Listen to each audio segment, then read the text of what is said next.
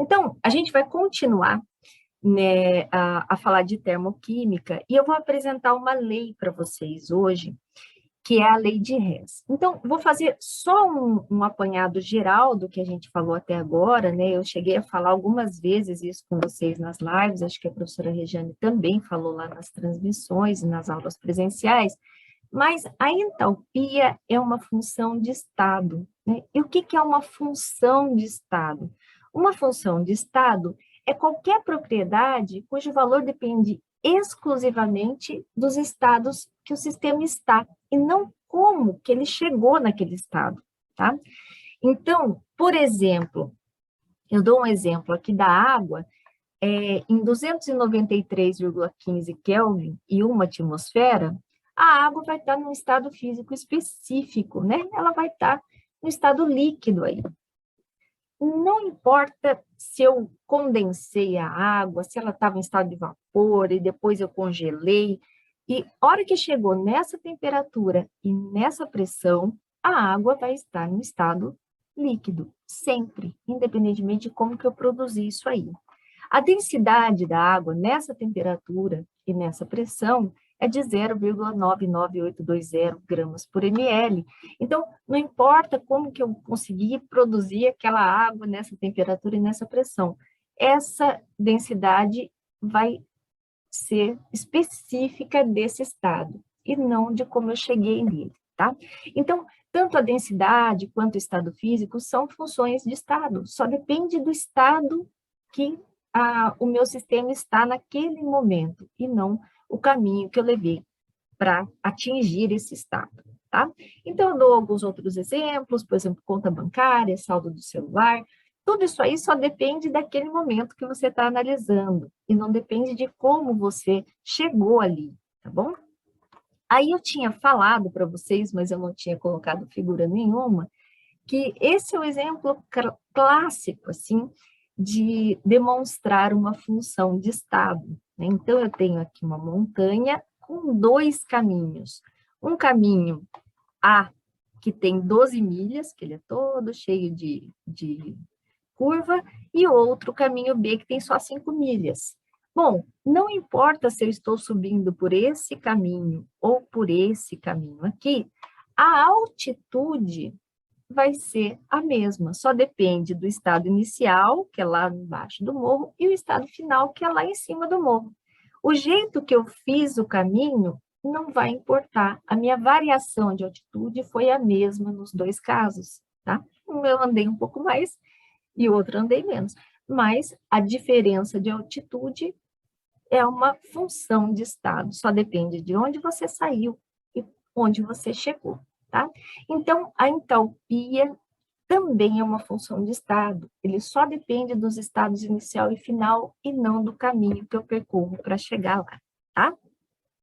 Bom, o que que é importante? Por que que essa definição de função de estado é tão importante, tá?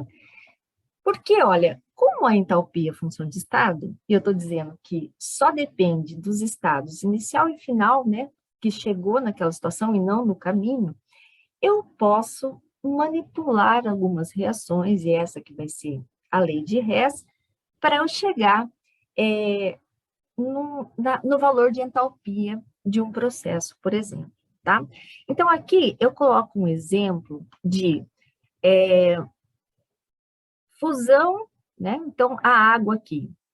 Eu estou fazendo a água ser transformada do estado sólido para o estado líquido, né? Então, isso é fusão. Eu tenho, então, o ΔH de fusão, que está representado por essa flechinha, né? O estado sólido aqui com menos energia, o estado líquido com mais energia, o estado gasoso com mais energia ainda. Então, se eu passo do estado sólido para o líquido, com essa variação aqui de entalpia, e depois eu passo do líquido para o estado de vapor, que é essa entalpia, a minha variação vai ser a mesma que se eu pegasse do estado sólido e sublimasse diretamente para o estado gasoso, tá?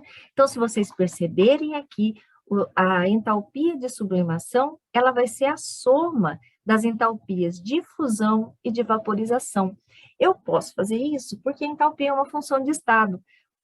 No primeiro caso, eu fiz essas transições de fase em duas etapas. Primeiro, passei do estado sólido para o líquido, depois eu passei do estado líquido para o estado gasoso. E nesse outro caso aqui, eu fui em uma etapa só. Passei do estado sólido para o gasoso com uma sublimação.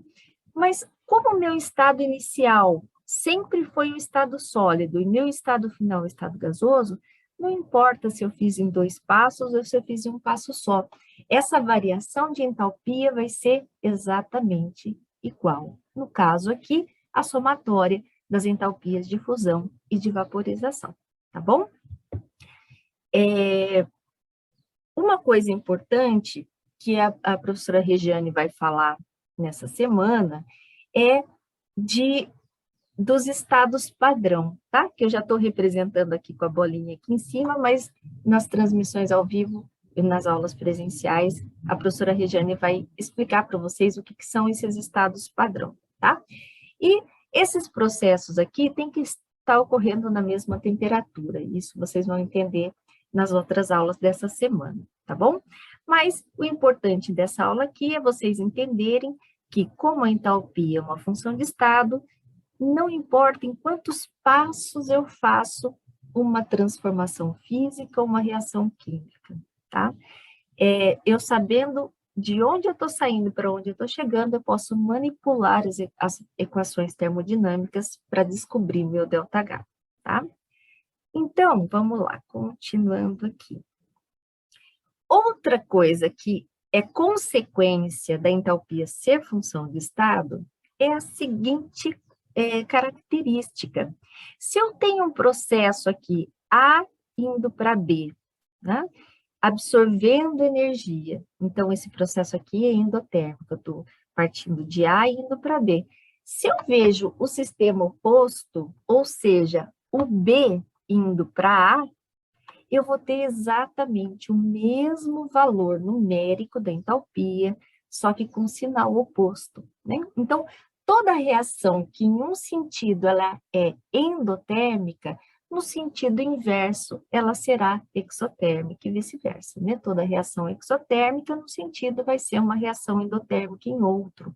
Então, isso já vai dando ferramentas para a gente trabalhar e manipular essas equações do modo que a gente precisar fazer, tá bom?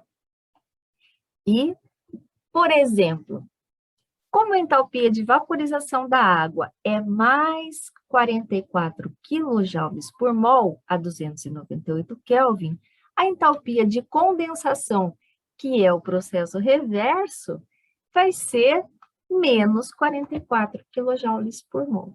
Tá? Então, se eu conheço o valor da variação de entalpia de um processo, eu consigo estimar o valor da entalpia do processo inverso, certo? Fazendo o quê? Só alterando o sinal ou o valor dessa entalpia, tá? O valor numérico igual em módulo, o sinal é oposto. Quem desenvolveu essa lei é esse rapazote aqui, chamado German Henry Hess, né?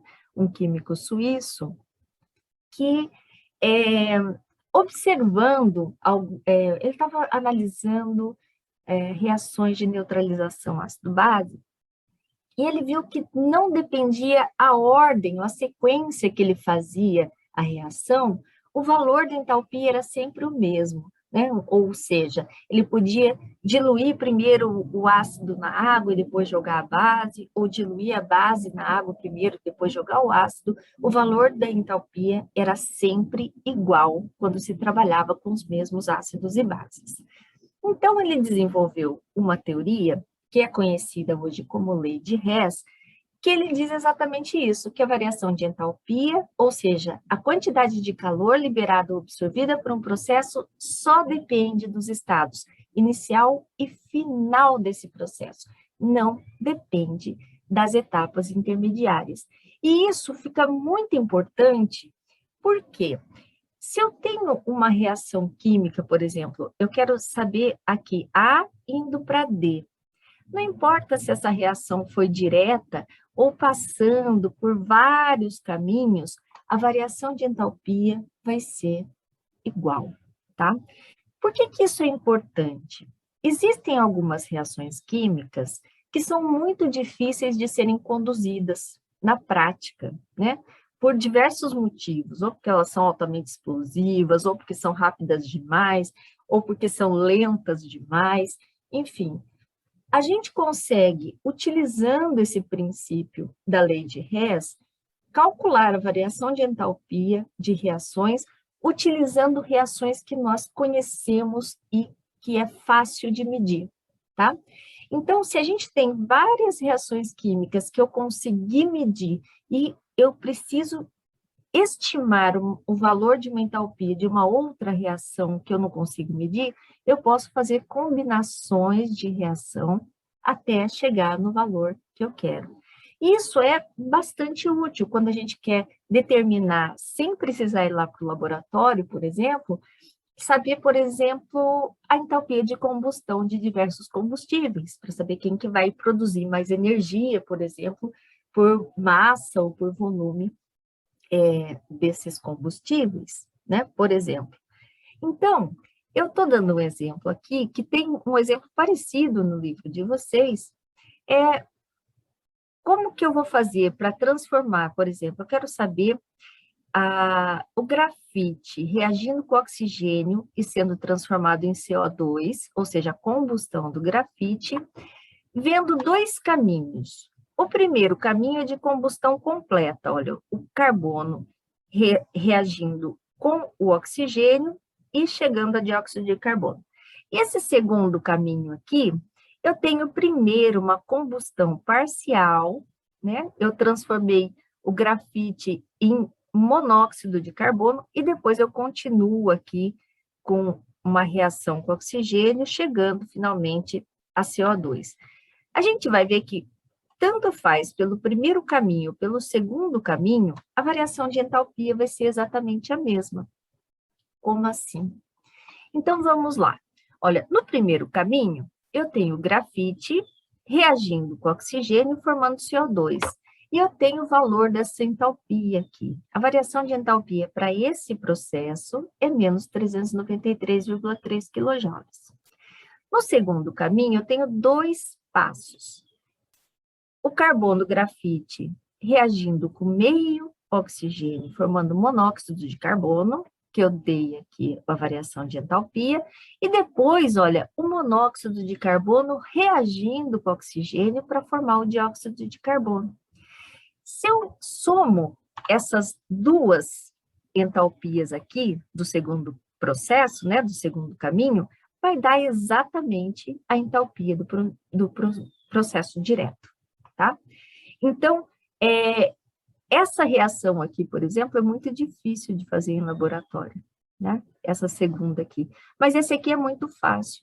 Então, eu tendo duas, eu consigo calcular uma terceira entalpia correspondente a uma reação que eu consiga manipular essas fórmulas aí para chegar num valor, tá? Graficamente, o que eu estou colocando ali, olha, é uma reação exotérmica, né? Todas elas, são negativas. E eu tenho aqui, olha, vamos olhar lá de novo aqui. Quem que é mais exotérmica? Essa primeira reação. O primeiro caminho é o mais exotérmico, tem um valor mais negativo, né? E essa daqui é a segunda mais exotérmica, e essa aqui é a terceira. O que eu estou mostrando aqui? Olha, o carbono grafite, numa combustão completa, ele libera aqui todos os 300 e não sei quanto, 393, né? Quilojoules de energia. E se eu faço por passo, o primeiro é o carbono grafite reagindo com oxigênio e formando CO, e depois eu continuo a reação para formar CO2. A soma dessas duas entalpias aqui vai corresponder à terceira, tá bom? É usando matemática para fazer os cálculos de entalpia. Olha, eu vou fazer agora o passo a passo para vocês entenderem desse exemplo ali e a gente vai depois para alguns exercícios, tá? Eu tenho aqui as duas reações. O carbono grafite reagindo com oxigênio, sendo transformado em CO2, tá? Então, essa primeira reação é a combustão de um dos alótropos do carbono, que é o carbono grafite. A professora Rejane falou para vocês na semana passada que quando a gente está escrevendo uma equação termoquímica, e o que é uma equação termoquímica? É essas equaçõezinhas aqui balanceadas com o valor do ΔH, né? É importante em termoquímica a gente definir os estados físicos, né, se é sólido, líquido ou gasoso, e um estado alotrópico, né? Então, por isso que eu estou colocando aqui grafite, oxigênio gasoso, CO2 gasoso, para eu falar assim, olha, isso aqui é a combustão completa do alótropo de carbono grafite. E aqui embaixo, eu tenho o diamante sendo queimado aqui, e o valor da entalpia dele, tá? Então, é o outro alótropo do carbono, reagindo com oxigênio, formando CO2. Se eu tenho o valor dessas duas entalpias e eu quero calcular o ΔH da transformação do carbono grafite para diamante, ou seja, eu quero que o carbono grafite seja o meu ponto de partida, ou o meu reagente, e o diamante seja o ponto final, ou seja, o meu produto, né? O que eu vou fazer aqui? Como que eu resolvo esse problema? Então, eu dou umas dicasinhas ali, de como que a gente vai fazendo passo a passo dessa questão. Principal é que vocês têm que ter em vista a reação química que vocês querem obter. A reação química não é o grafite indo para diamante, então o grafite tem que estar do lado dos reagentes e o diamante tem que estar do lado dos produtos. Se a gente olha essas duas reações do jeito que elas foram dadas, o grafite aqui está no lado dos reagentes, mas o diamante também. Então, olha o que eu fiz primeiro.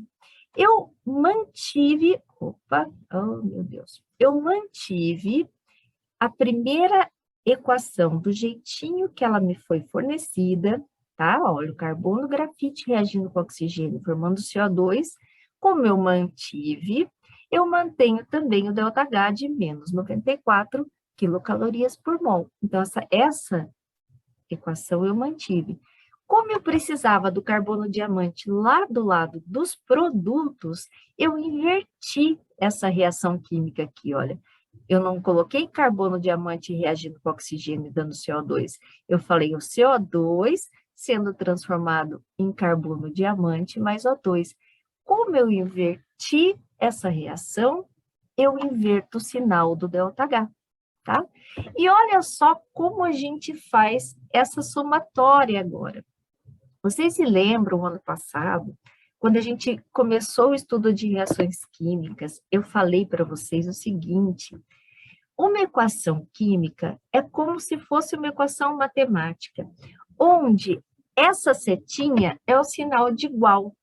Quando vocês fazem sistemas matemáticos e fazem aquela somatória no sisteminha, a gente vai fazer a mesma coisa aqui, só que com uma equação termoquímica. Quando vocês estão fazendo uma somatória num sistema de equações matemáticas, vocês concordam comigo que o que está de um lado do sinal de igual e aparece do outro, a gente pode cortar, né? Se fosse aqui, por exemplo, mais 2 aqui, mais 2 do outro lado. Eu poderia cortar, por quê? O que seria isso aqui numa reação química? Eu estou produzindo uma coisa numa reação que eu estou consumindo na outra. Então, olha, eu consigo cortar aqui os oxigênios e consigo cortar o gás carbônico. O que sobra? Sobra exatamente o grafite só do lado dos reagentes e o diamante do lado dos produtos. Então, eu consegui chegar na reação que eu queria. Se a somatória dessas duas equações escritas dessa forma agora resultam na equação que eu queria, é só eu somar, então, aqui os valores de variação das entalpias. Então, o ΔH para essa reação vai ser esse primeiro ΔH mais o segundo. Lembrando que aqui é menos 94 e aqui mais 94,5. Ou seja, para eu transformar o grafite para o diamante, eu teria que fornecer 0,5 quilocalorias por mol para essa reação acontecer, tá? O ΔH aqui, positivo, tá? Bom, quais são as consequências dessa lei de Hess? Olha, as equações termoquímicas, como eu estava falando para vocês, elas podem ser somadas como se fossem equações matemáticas ou algébricas. Então, a gente monta um sisteminha de equação, tá? Quando a gente inverte uma equação termoquímica, o sinal do ΔH é invertido também. E quando a gente multiplica uma equação por uma constante, a gente multiplica o valor do ΔH também, que é outra característica de entalpia, que eu também já comentei com vocês aqui, que a entalpia é uma propriedade extensiva, ou seja, ela depende da quantidade. Se eu dobro a quantidade de uma reação, eu dobro o valor do calor envolvido nessa reação também, tá? Então, a gente vai ter que fazer o quê? Quando a gente quer utilizar a lei de Hess para calcular variação de entalpia. Primeira coisa, veja quem vai ser o reagente, quem vai ser o produto da sua reação, e veja as quantidades que cada reação tem, tá? Aí, se vocês têm uma coisa que está no reagente, mas vocês queriam que ele estivesse no produto, você vai inverter a reação, inverter o sinal do ΔH. Se numa reação eu tenho 1 mol só de uma substância e eu quero 3, eu multiplico tudo por 3, inclusive a entalpia.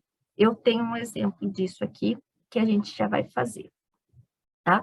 Então, olha, isso aqui, de novo, eu só estou mostrando com exemplo, a gente pode somar as equações termoquímicas como se fossem equações matemáticas. Então, aqui, olha, eu tenho o CO de um lado da seta e aqui o CO do outro, eu posso cortar, né?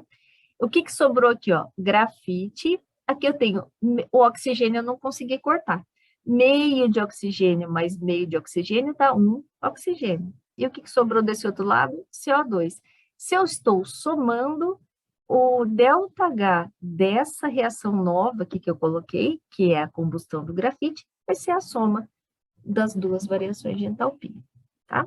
Como eu falei para vocês, essa técnica de somar equações é super útil, né? Porque, primeiro, a gente não precisa ir para o laboratório testar todas as reações. A gente, com uma tabela de variação de entalpia, consegue prever a variação de entalpia de qualquer reação química fazendo um esquema assim, tá? E, às vezes, é muito difícil algumas reações ser conduzidas em laboratório, tá bom? Segundo, quando a gente inverte uma reação, uma equação termoquímica, o valor do ΔH também é invertido, né? Então, eu já tinha mostrado isso para vocês. Se eu faço o grafite mais oxigênio dando CO2, essa reação é uma combustão exotérmica, e o contrário, eu teria que fornecer o mesmo valor de energia para ocorrer o CO2 virando grafite e O2, né? Por que que isso é válido? Porque a energia se conserva. Esse é o primeiro princípio da termodinâmica, tá bom? O que que eu estou fazendo aqui? Se eu vejo a reação química por um lado, o estado inicial e final, eu só estou invertendo isso. Quem eu chamei de estado inicial numa reação inversa vai ser o final, e o final vai ser o inicial, tá? Por isso que é o mesmo valor em módulo com sinal oposto. E multiplicando ou dividindo uma equação termoquímica, a gente tem que fazer isso também com o ΔH. Por quê? Porque a variação de entalpia é uma propriedade que depende da quantidade, é uma propriedade extensiva, tá? Então, é como se eu estivesse somando mesmo duas vezes, olha. Se eu multiplico tudo aqui por 2, ó, isso aqui está sendo multiplicado por 2, né? 2 carbonos, 2 oxigênios, 2 CO2. É como se eu estivesse somando duas vezes essa equação. Então, o valor dessa entalpia vai ser o dobro dessa inicial ali, tá? A gente pode, então, fazer qualquer operação matemática com equações termoquímicas. A gente pode multiplicar tudo por uma constante, dividir tudo por uma constante, invertendo o sinal da entalpia, e é assim que a gente vai organizar as reações para a gente ter o valor de variação de entalpia que a gente precisa, tá bom? Algumas considerações quando vocês forem mexer nas equações, tá? Faz o que primeiro? Observe a reação que você quer chegar. Deixe todos os reagentes da reação que você quer chegar do lado dos reagentes e todos os produtos do lado dos produtos. A gente vai ver que às vezes a gente tem que combinar 3, 4 equações químicas para chegar naquela que a gente quer. Então, nunca percam de vista a equação que vocês querem chegar. Aí, baseado nas equações que vocês têm, vão reorganizando as equações dadas para deixar todo mundo reagente que você quer, todo mundo produto que você quer, tá? Antes de começar a fazer somatória de ΔH. E para fazer a soma algébrica, as quantidades têm que ser iguais. Então, por exemplo, se eu preciso cortar um composto químico que ele aparece, ele apareceu certinho, numa reação ele está como produto, na outra ele está como reagente. Mas aqui eu tenho 1 e aqui eu tenho 2. Eu não consigo cortar. Eu teria que multiplicar toda de cima por 2 ou dividir essa de baixo por 2, né? Para ter 1 e 1 ou 2 e 2. Depende do que eu estou querendo calcular, tá? Então, tem que estar todo mundo igual, mesmo estado alotrópico, o mesmo estado físico. Eu não posso cortar, apareceu água aqui, mas aqui a água está gasosa e aqui a água está líquida. Não pode cortar, tá? Então, a gente só pode cortar quando for a mesma substância, o mesmo estado físico, o mesmo estado alotrópico e a mesma quantidade, tá bom? Então, eu vou tentar resolver 2 exercícios do livro de vocês. Então, exercício 6, da página 272. Eu tentei pegar um que faz só invertendo, e depois eu peguei um que faz multiplicando, para vocês verem a diferença, tá? Então, o exercício 6, da página 272, diz o seguinte: tanto o enxofre rômbico quanto o monoclínico sofrem combustão, formando dióxido de enxofre gasoso. Os valores de ΔH são os seguintes. Então, olha aqui, ó. O enxofre rômbico, sendo queimado em presença de oxigênio e formando dióxido de enxofre, o valor de entalpia é menos 296,8 kJ por mol. E o monoclínico, a combustão dele é menos 297,1 kJ por mol. Pede para, primeiro, calcular o ΔH da relação equacionada a seguir, e enxofre rômbico se transforma em monoclínico. Então, eu quero que o reagente seja o enxofre rômbico, esse estado alotrópico, sendo transformado em monoclínico. E depois o B, fazer o diagrama de entalpia dessa reação. Então, vamos começar aqui com o A. O que foi dado para mim? Olha lá, foi dado o enxofre, a combustão do enxofre rômbico e a combustão do enxofre monoclínico. E aqui é a equação que eu quero, o rômbico sendo transformado em monoclínico. Essa primeira reação, olha, o enxofre no estado rômbico já está aqui como reagente. Mas essa segunda reação, o monoclínico também está com reagente. Então, se eu quero o monoclínico aqui como produto, eu vou ter que inverter essa reação. Então, vamos lá. Ó, eu mantive essa primeira e inverti a segunda. O que aconteceu aqui? Olha, eu tenho SO2 sendo produzido na primeira, SO2 sendo consumido na segunda. Então, aqui eu posso cortar. Os dois estão no estado gasoso, a mesma quantidade, e a mesma coisa com oxigênio aqui. Então, o que sobrou no final? Olha lá. Desse lado da seta, só sobrou enxofre rômbico. E desse outro lado, só monoclínico. Então, eu cheguei na equação que eu queria. Bom, se eu mantive essa primeira reação, eu vou manter o valor inicial aqui do ΔH. Se eu invertir a segunda reação, eu inverto o sinal dessa entalpia aqui. Era menos, ficou mais. Agora é só somar. Menos 296,8 mais 297,1 dá mais 0,3 kJ por mol. Ou seja, essa transformação aqui do rômbico para o monoclínico é endotérmico, tá bom? E agora ele pediu para fazer o diagrama de energia. Declaração. Bom, vai dar tempo sim. O diagrama de energia, eu passei para vocês, acho que tem duas lives ali, fazendo o caminho da reação, né? Então, sai aqui dos reagentes, chega ali nos produtos. Se for exotérmica, os produtos têm menos energia que os reagentes. E se for endotérmica, os produtos têm mais energia que os reagentes, né? A professora Regiane passou só os patamares e nada aqui no meio, e eu coloquei aquela barriguinha que faz ali e disse para vocês que a gente vai aprender o que é isso aí no próximo conteúdo, tá? Mas o livro de vocês traz um embaixo do outro. Então, eu resolvi esse exercício da forma que o livro de vocês traz, sem o caminho da reação, tá? Só colocando os valores de entalpia. Bom, quem que é mais exotérmico? A combustão do enxofre rômbico ou monoclínico mais exotérmico é que tem o maior valor negativo, tá? Então, eu vou começar colocando ele aqui, ó. Vamos ver se vai dar certo isso aqui. Olha, quando eu pego esse monoclínico, esses são os reagentes, e o produto, então, vai ter menos energia, né? Porque é muito exotérmica essa reação. Ele vai estar lá embaixo. Quem que é o produto? Ó? É o SO2. Então, o valor de ΔH aqui vai ser esse aqui, olha. Saindo desse reagente, indo lá para o produto, eu liberei, né? Então, por isso, eu tenho menos energia nos produtos, liberei essa quantidade aqui de energia. Se a gente olha o rômbico, olha, ele tem um pouquinho menos, ele é um pouquinho menos exotérmico. E eu estou chegando onde? No mesmo lugar.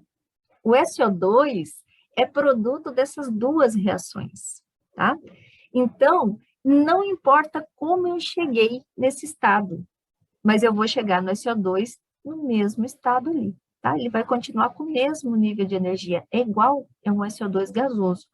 Mas para eu ter um pouquinho menos aqui, olha, eu vou ter que começar um pouquinho abaixo.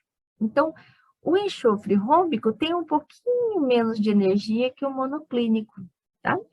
E o meu ΔH agora vai ser um pouquinho menor. Então, saindo desse reagente e indo para o mesmo produto, eu tenho uma liberação de energia de menos 296,8 kJ por mol. E onde que fica esse aqui, olha? Do rômbico para o monoclínico. Rômbico para o monoclínico é essa diferença aqui. E a gente calculou que é uma diferença positiva, ou seja, o meu ΔH está subindo. É esse valorzinho aqui, que é essa diferença entre os dois. Eu vou fazer uma que eu achei um pouco mais difícil, tá? Daí a gente termina aqui, que é o exercício 13 da página 273, né? Então, olha, a gente já vai ter mais de uma equação com números diferentes, né? Então, é aqui do Cefet Paraná e fala o seguinte, considere a seguinte equação. Olha, eu tenho 2 carbono grafite reagindo com 3 hidrogênios gasosos mais meio de O2, dando C2H6O líquido. Com base na lei de Hess e utilizando as equações a seguir, calcule o ΔH dessa reação aqui, tá? E assinale a alternativa que apresenta a resposta correta. É uma equação é uma questão de múltipla escolha. E ele dá aqui, olha, a combustão do carbono grafite. Olha, o carbono grafite tem a combustão, ela é exotérmica, menos 394. Aí tem aqui a combustão do hidrogênio, menos 286, e a combustão desse composto aqui, que deve ser o etanol, tá? Menos 1.368. O que eu falei para vocês? A primeira coisa que a gente tem que ver é quem que são os reagentes da reação que eu quero e quem são os produtos da reação que eu quero. E manipulo, primeiramente, essas equações de forma a deixar todos os reagentes no lado dos reagentes e os produtos no lado dos produtos. Eu coloquei aqui, já veio tudo uma vez. Olha lá. Esses são os dados, olha. Carbono, grafite, o hidrogênio, o etanol e aqui a reação que eu quero. Eu vou começar comparando aqui, olha. Essa primeira equação, eu tenho o carbono no lado dos reagentes. Só que aqui eu só tenho um, e na reação que eu quero são 2. Então, o que eu tenho que fazer? Multiplicar toda essa equação aqui por 2. Então, fica 2 carbonos, grafite, mais 2 oxigênios gasosos, resultando em 2 CO2. Como eu multipliquei essa primeira equação por 2, eu tenho que fazer a mesma coisa com o valor da entalpia. 2 vezes 394 kJ por mol vai dar ao menos 788 kJ por mol. Né? Então, já que eu multipliquei tudo por 2, eu tenho que multiplicar o valor da entalpia também. O hidrogênio também já está aqui do lado dos reagentes, olha. Só que da mesma forma, aqui só tem um hidrogênio. E aqui na equação que eu quero são 3. Então, eu vou ter que multiplicar toda essa equação por 3. Olha, fica 3 hidrogênios, meio vezes 3, 3 meios de O2 e 3 águas. Como eu multipliquei essa reação por 3, eu tenho que multiplicar esse valor de entalpia por 3 também. Menos 286 vezes 3 dá menos 858. Agora, o que eu tenho aqui? Essa outra reação, o etanol está aqui no lado dos reagentes. E na que eu tenho interesse, ele está no lado dos produtos. Aqui tem um, aqui tem um. Então, eu não vou precisar multiplicar por nada. Mas eu vou ter que inverter essa reação aqui. Invertendo essa reação, como que eu faço isso? Olha só. Cadê? 2CO2, né? Inverti aqui, ó, 2CO2, 3 águas, sendo reagente, e do outro lado, o C2H6O líquido mais 3O2. Se eu invertir essa equação, eu inverto o sinal da entalpia e mantenho os mesmos números. Vamos ver se vai dar certo a somatória? Ó, 2 CO2 gasoso que tem aqui, eu corto com 2 CO2 gasoso daqui. Oxigênio. Eu tenho oxigênio desse lado, nessas duas equações, e oxigênio aqui. 3 meios é 1,5, né? 1 inteiro e meio. 2 mais 1, 3. Então, eu consigo cortar 3 e ainda me sobra meio. O que mais que a gente pode fazer aqui? Eu tenho 3 águas líquidas aqui. Opa, ixi, não foi. 3 águas líquidas aqui, 3 águas líquidas aqui, que eu posso cortar também. O que sobrou no final? 2 carbonos grafite, 3 hidrogênios, cadê?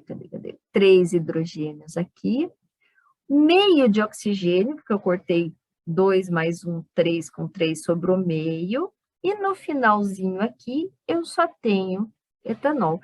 Olha lá, cheguei exatamente na equação que eu queria. Então, o que eu tenho que fazer aqui agora? Só somar esses 3 valores, e ele, não sei por que ele não parou aqui. Isso aí vai dar, acho que, menos 248. O pontinho que eu estava fazendo aqui com vocês. Deixa eu só ver aqui. Menos 278 kJ por mol, que é a alternativa C, se eu não me engano. Tá bom? Deixa eu só parar de compartilhar aqui. Muito bem. Tá.